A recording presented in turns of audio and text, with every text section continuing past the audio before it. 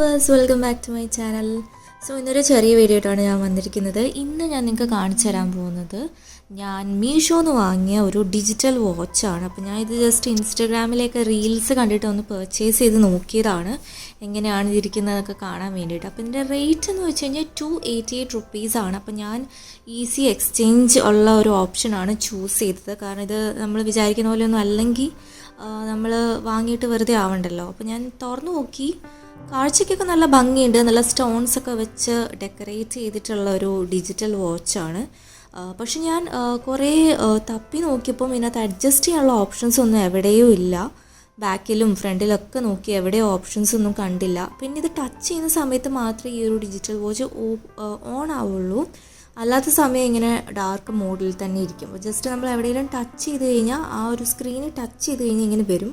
പക്ഷെ നമുക്കിതിൽ ഇതിൻ്റെ ടൈം അഡ്ജസ്റ്റ് ചെയ്യാനോ ഒരു ഓപ്ഷൻസും ഇല്ല. അപ്പോൾ ഇതിനകത്ത് ഏത് ടൈം വേണമെങ്കിലും കാണിക്കുക. ഈ ഒരു ടൈം തന്നെയാണ് ഏത് സമയത്തും ടച്ച് ചെയ്യുമ്പോൾ എനിക്ക് കാണുന്നുണ്ടായിരുന്നത്. അപ്പം ജസ്റ്റ് ഫാൻസി പോലെ നമുക്കിങ്ങനെ സ്റ്റൈൽ ചെയ്യാൻ വേണ്ടിയിട്ടൊക്കെ ആണെങ്കിൽ നമുക്കിത് യൂസ് ചെയ്യാം. അപ്പോൾ എനിക്ക് ഈ ഒരു വാച്ച് കുറച്ചൊരു ലൂസായിരുന്നു. ഇതിൻ്റെ ചെയിൻ കട്ട് ചെയ്തിട്ടൊക്കെ യൂസ് ചെയ്യേണ്ടി വരും.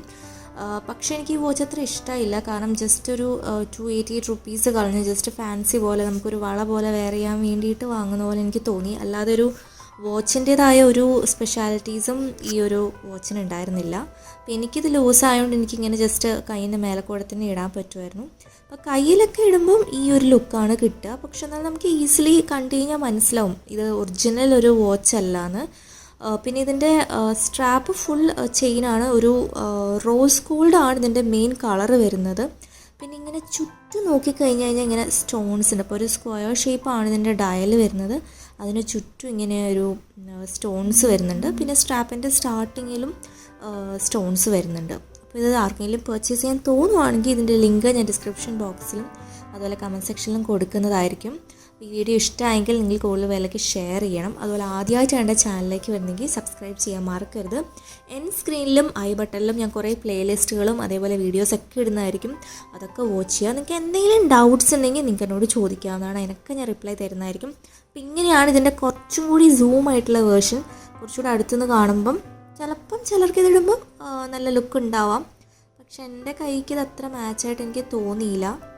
ഈ വാച്ചിനെ പറ്റി നിങ്ങൾക്ക് എന്തെങ്കിലും പറയാനുണ്ടെങ്കിൽ നിങ്ങൾക്ക് കമൻറ്റ് സെക്ഷനിൽ പറയാവുന്നതാണ്. അപ്പോൾ എൻ്റെ ഈ വീഡിയോ ഇവിടെ അവസാനിച്ചിരിക്കുന്നു. Thanks for watching.